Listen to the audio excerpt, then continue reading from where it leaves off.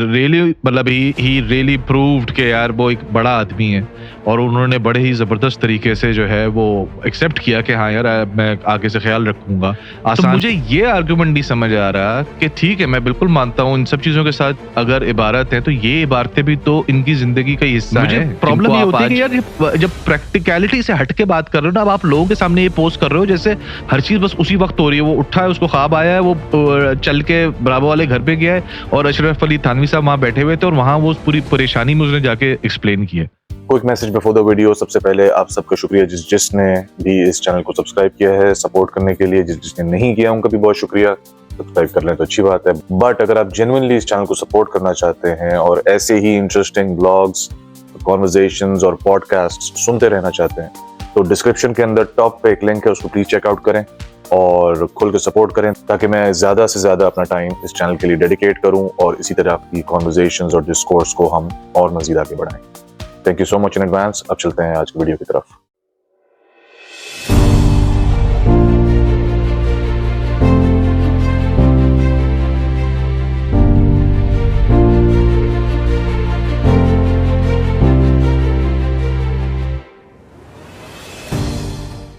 अच्छा जी, अस्सलाम वालेकुम एवरीवन। ये वीडियो की एडिटिंग थोड़ी सी आपको डिफरेंट लगेगी। उसका रीज़न है कि ये originally this was a recording for a different purpose. Details में नहीं जाएंगे उसकी, बट इसको मैंने बड़े ही प्रिसाइज तरीके से, क्रिस्प तरीके से, जो इरशाद भट्टी साहब और मुफ्ती तारिक मसूद साहब की भी पॉडकास्ट हुई है उसके ऊपर जो मेरी ऑब्जर्वेशन थी उस पूरी पॉडकास्ट के बारे में, उसको मैंने अच्छी एक सीक्वेंस के साथ पॉइंट बाय पॉइंट सीक्वेंस कर दिया। मैं ज़्यादा निटिग्रिटीज़ के अंदर नहीं गया हूँ, जो मोटे मोटे पॉइंट्स थे उनको मैंने एड्रेस किया। तो I just wanted to give you disclaimer because आप देखेंगे थोड़ा सा एक डिफरेंट तरीके से ये एडिट हुई हुई है। जैसे मैंने कहा कि it was for a different purpose. So let's go towards the video. मुझे एक बात नहीं समझ आई कि थ्रू आउट द पॉडकास्ट एक चीज़ कि आप मुझे पहले से बताते, मैं प्रिपेयर होके आता, मैं आप ये करके रखता, मैं तैयारी करके रखता। एक तो ज़्यादातर ये चीज़ें, फिर जहाँ-जहाँ पे जो मेरा दूसरा सबसे बड़ा मसला था इस पूरी पॉडकास्ट का, वो ये था कि भाई हम उनको कुफ्र से बचाने के लिए ये बातें कर रहे हैं। अशरफ अली थानवी साहब को हाँ नहीं करनी चाहिए थी, इसीलिए हम तावील कर रहे हैं। कुफ्र से बचाने के लिए हम फिर ये सारी बातें कर रहे हैं। और फिर वो और उनकी दलील ये है, और ये दलील मैंने गामदी साहब से भी सुनी है, कि इनकी जो जिंदगियां हैं अशरफ अली थानवी साहब की रहमतुल्लाह अलैह, इनकी जिंदगियां इबारत हैं तौहीद के साथ और इन सारी चीजों के साथ। तो मुझे ये आर्गुमेंट नहीं समझ आ रहा कि ठीक है, मैं बिल्कुल मानता हूँ इन सब चीज़ों के साथ अगर इबारत है तो ये इबारतें भी तो इनकी ज़िंदगी का हिस्सा हैं, जिनको आप आज जो है वो तावीलात पेश कर करके आपको डिफेंड करना पड़ रहा है। तो ये जो ज़िंदगी की इबारत का बोला जा रहा है बार-बार, तो ये भी तो उसी ज़िंदगी का हिस्सा ही है। ये मुझे नहीं समझ आ रही बात कि ये किस तरीके से जस्टिफाएबल हैं। और एक बात मेरी और जोड़ लो इसके अंदर, अहादीस का तुम्हें पूरा उसूल पता है। सही अहादीस को किन फिल्ट्रेशन सिस्टम से गुजारा जाता है, कोई बीच में झूठा निकल आए, कोई कुछ ये निकल आए, वो निकल आए। आप उस हदीस को फारिग कर देते हैं। यहाँ पे आपको इस तरह की इबारतें मिल रही हैं इन बुजुर्गान से, और फिर भी आप आज उनको खुद अपने मुंह से बोल रहे हैं, मुफ्ती तारिक मसूद साहब के अपने मुंह से बोल रहे हैं कि हम कुफर से बचाने के लिए ये तावीलात कर रहे हैं। वहां हदीस में आप झूठे को नहीं एक्सेप्ट कर रहे, यहाँ पे आप यानी कि अगर मैं कोई इल्जाम नहीं लगा रहा किसी ने कुफर किया कि नहीं किया, लेकिन वो यहाँ पे इस लेवल की बातें हैं जिसको वो फिर डिफेंड कर रहे हैं और ये उनका मतलब ये होगा। क्या बात कर रहे हो भाई। इसके अंदर जो एक चीज थी, जो एक सवाल किया था इरशाद भट्टी ने इनसे कि भाई ये जो एक किताब है जिसके अंदर वो सारे जिसपे मुफ्ती तारिक मसूद ने कहा था कि इसमें सिर्फ उन्होंने नक्काल की हैसियत है, इसके अंदर अशरफ अली थानवी साहब की, उन्होंने सिर्फ नकल की हैं चीजों को और एक जगह पुट टुगेदर किया गया। अब ये आप तावीलात, इस चीज से मुझे प्रॉब्लम है कि आप पहले जस्टिफाई करने की कोशिश कर रहे हैं बेसिकली कि वो खाली नक्काल हैं, कोई ऐसा इशू की बात नहीं, उन्होंने सिर्फ नकल किए हैं सारे। अच्छा, नकल किए हैं, और उसके बाद नकल के बाद उन्होंने फिर उसके अंदर ये बताया भी है तावील भी की है अशरफ अली थानवी साहब ने कि मेरा ख्याल है कि वो जो कब्र से उठ के आने वाला जो वाकया है, कि मेरा ख्याल है कि जो है वो उनका मकसद ये था, वो एक्चुअल फिजिकली नहीं आ गए थे, उनको ऐसा लगा कि वो आ गए थे। और भाई आप ऐसी बातें किस सिचुएशन में करोगे? आप मुझे बताओ ना, कॉमन सेंस से बताओ।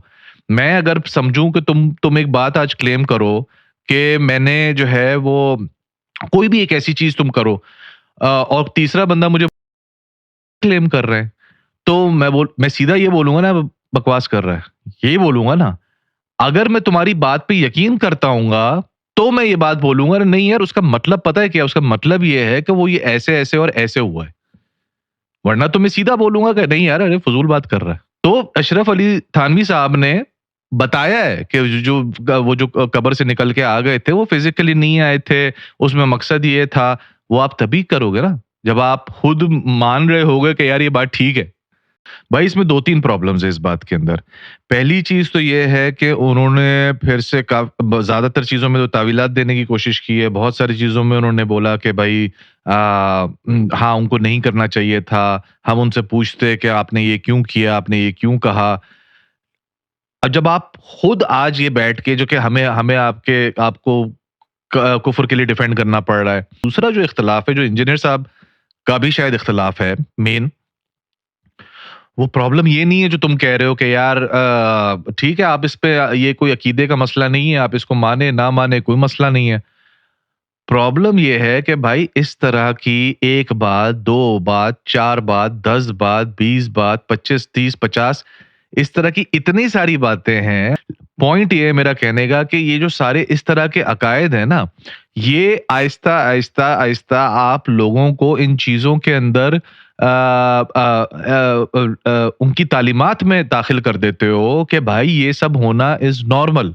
कोई अगर जो है वो अपने नाम का कलमा पढ़वा दे इज़ नॉर्मल।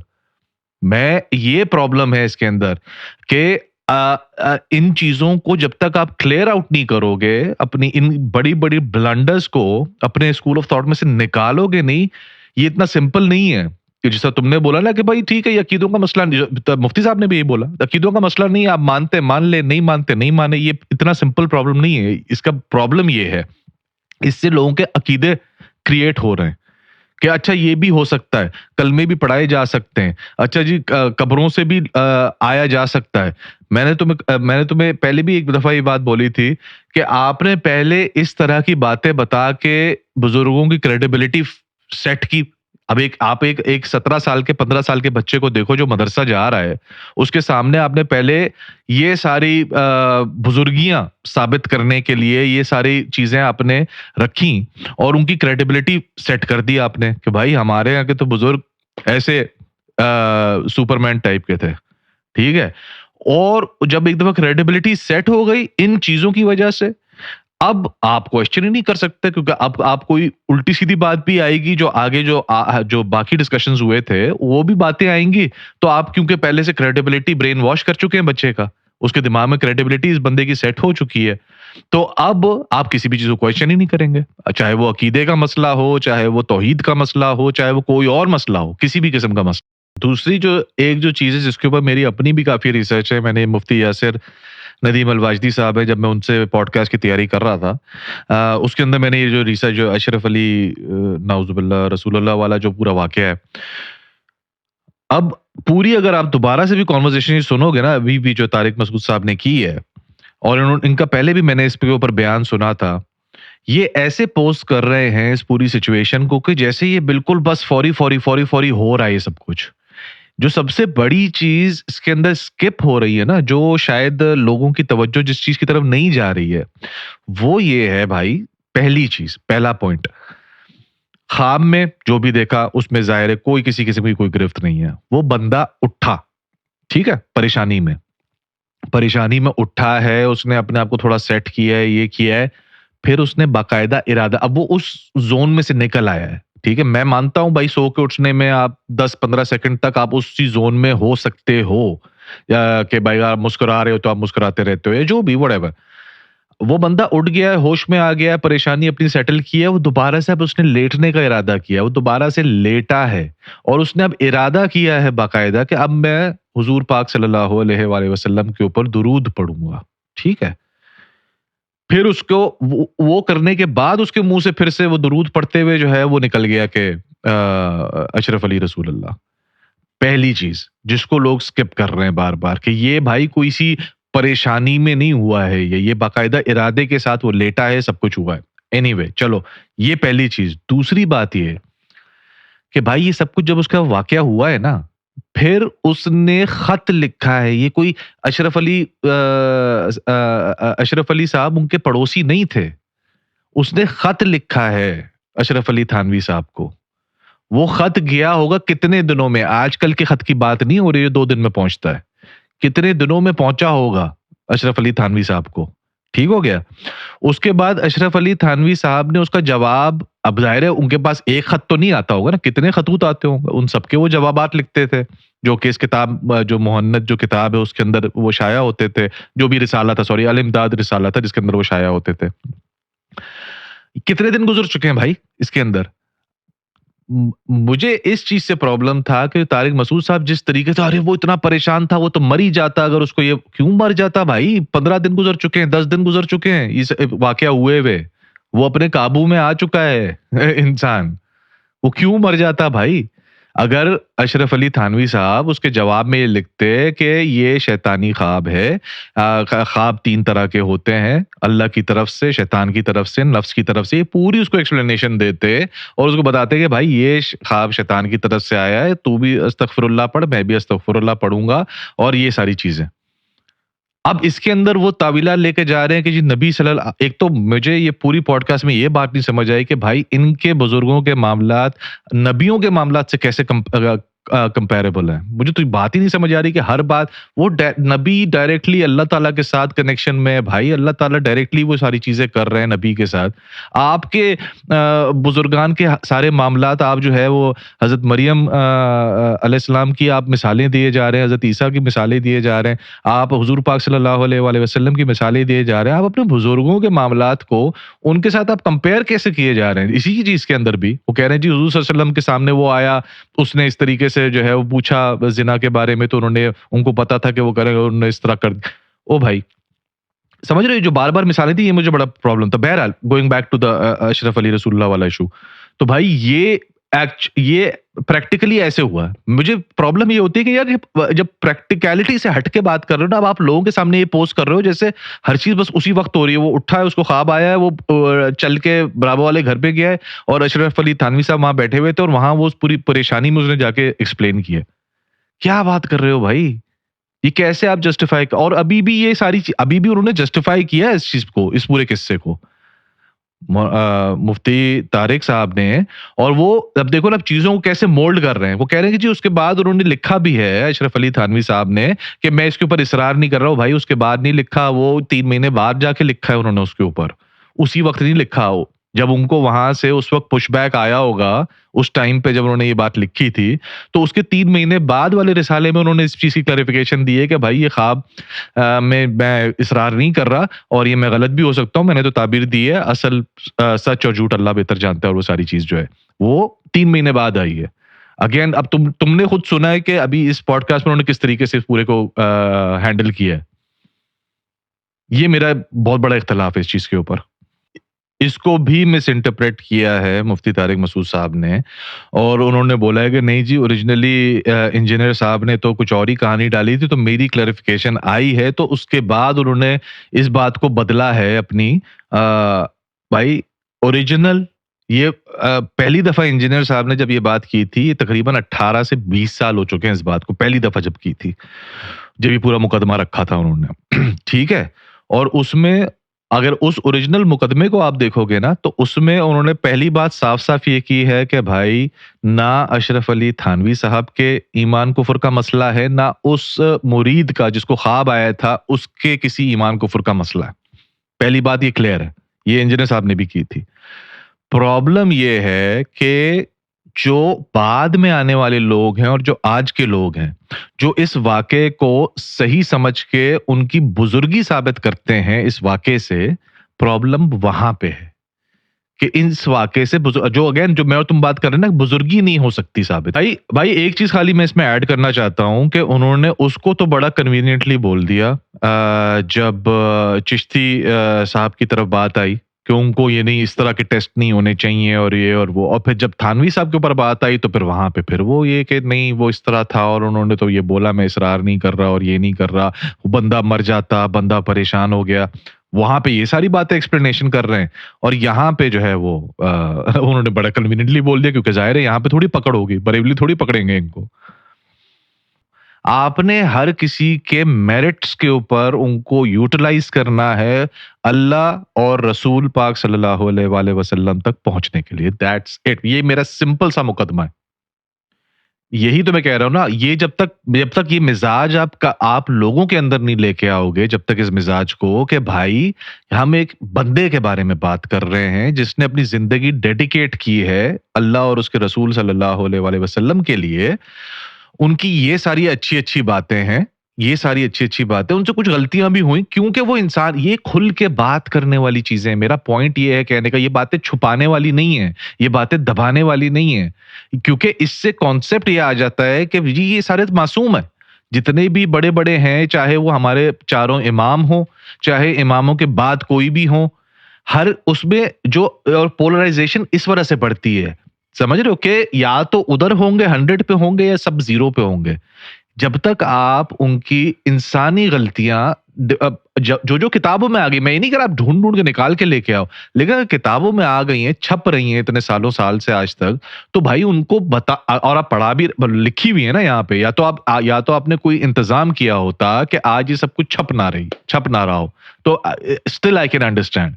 लेकिन आज छपा हुआ भी मौजूद है, रिकॉर्ड पे है ये सारी चीजें, और आप उसकी तावीलात पे तावीलात कर करके और मजीद कबाड़ा किए जा रहे हो। आप लोगों के अंदर वो सेंस ही नहीं डेवलप कर रहे हो कि भाई ये नॉर्मल इंसान है, इनके साथ जो है इंसानी गलतियां भी जुड़ी हुई हैं, लेकिन इनके बहुत जबरदस्त काम भी हैं। उससे सीखो और गलतियों से भी सीखो कि ये गलतियां हमसे नहीं होनी चाहिए। ये है सिंपल सा मुकदमा टोटल। मुफ्ती तारिक मसूद साहब ने बार-बार एक बात रिपीट की, भाई वो काफिर क्यों नहीं बोलते, ठीक है? वो जो है अशरफ अली थानवी साहब को भी काफिर बोले और उनसे आने तक मुझ तक हर किसी को काफिर बोले। मैंने पहली बात ये बोली, ओरिजिनल मुकदमा ये कभी था ही नहीं कि अशरफ अली थानवी साहब के ईमान कुफर का मसला हो, ये कभी था ही नहीं मसला, पहली चीज। दूसरी बात ये है, वो ये कहते, और इंजीनियर साहब ने, मैंने जहां तक ये बात मैंने सुनी हुई है ये बात, वो साहब बोलते हैं कि भाई कोई भी उनके फॉलोअर्स में से, आज के लोगों में से या पहले में से कोई भी इन अकीदों को अगर जस्टिफाई कर रहा है तो वो काफिर है, वो है काफिर, वो ये डिक्लेयर कर चुके हैं। अब आप बता दो कि अगर आप इन अकायद को मानते हो तो वो तो ऑलरेडी एक ब्लैंक स्टेटमेंट दे चुके हैं कि भाई जो कर रहा है, इसको डिफेंड कर रहा है, इसको सही मान रहा है, इसको कर रहा है, वो काफिर है। तो अब आप अपने आप को खुद डिसाइड कर लो कि आप कहां खड़े हो। भाई जिस तरह से, भाई सबसे अच्छी मिसाल यहाँ पे ये है, जिस तरीके से उन्होंने चिश्ती साहब को बोला कि ये गलती की है चिश्ती साहब ने, ये कोई तरीका नहीं है मुरीदों को टेस्ट करने का, यही बोला ना मुफ्ती तारिक मसूद साहब ने।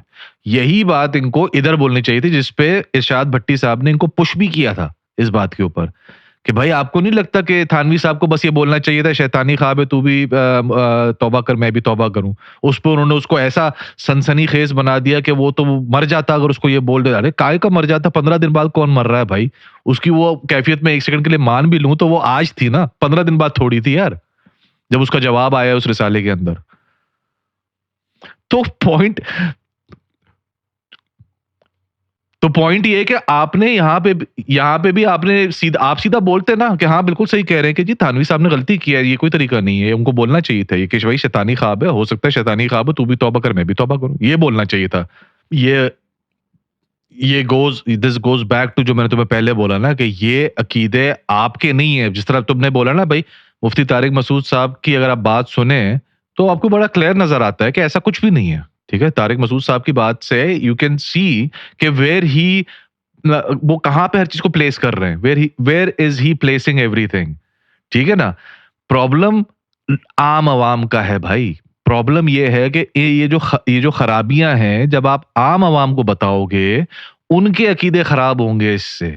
आम इंसान के, 15 साल के बच्चे के, 18 साल के बच्चे के, ये प्रॉब्लम है मेरा। तो भाई एक सिंपल सॉल्यूशन है ना कि यार ये सारी जो चीजें लिखी आ रही हैं, इनको डिसोन करें और इनका छपवाना बंद करें। जो इंजीनियर साहब जो बेसिकली कहते हैं, भाई ये लिखी हुई आ रही हैं। अब मुफ्ती तारिक मसूद साहब कराची में बैठे हुए, उनको क्या पता इस्लामाबाद के मदरसे में, जो देवबंद मदरसा है, उधर का जो बच्चा है, उधर 500 बच्चा पढ़ रहा है, उसमें एक एक बच्चा कौन कौन सी किताबें पढ़ रहा है। आपकी ये किताबें तो इस्लामाबाद में भी हैं, क्वेटा में भी हैं, लाहौर में भी हैं, कराची, पूरे पाकिस्तान में, और जो बाहर मदरसे उधर भी हैं।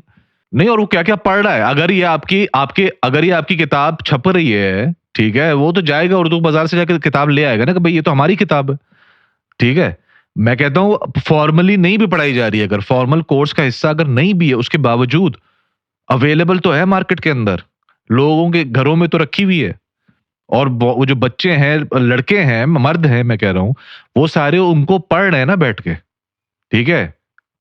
वो ये किताबें तो या तो इनको आप खत्म करो ना फिर इन किताबों को, कि भाई एक फॉर्मल अनाउंसमेंट करो कि भाई ये फलानी फलानी फलानी फलानी किताबें हैं, उसका अब ये लेटेस्ट वर्जन है, ये हमारी तरफ से एक्सेप्टेड वर्जन है, इससे पहले वाले जितने वर्जन हैं इसको आप फारिग करें, ये करें। एक प्रॉपर तरीके से ये सारी चीजें होंगी, जिससे आप अपने जितनी भी ये सारी कहानियां हैं इनको खत्म करें अपने में से। तो आपको कौन कह रहा है अगेन ये पोलराइजेशन? मैं बिल्कुल नहीं, देवबंदी सेक्ट के अंदर बहुत बेहतरीन चीजें, बरेलवी सेक्ट के अंदर बहुत बेहतरीन, हर सेक्ट के अंदर बहुत ज्यादा अच्छी चीजें इन सब के अंदर।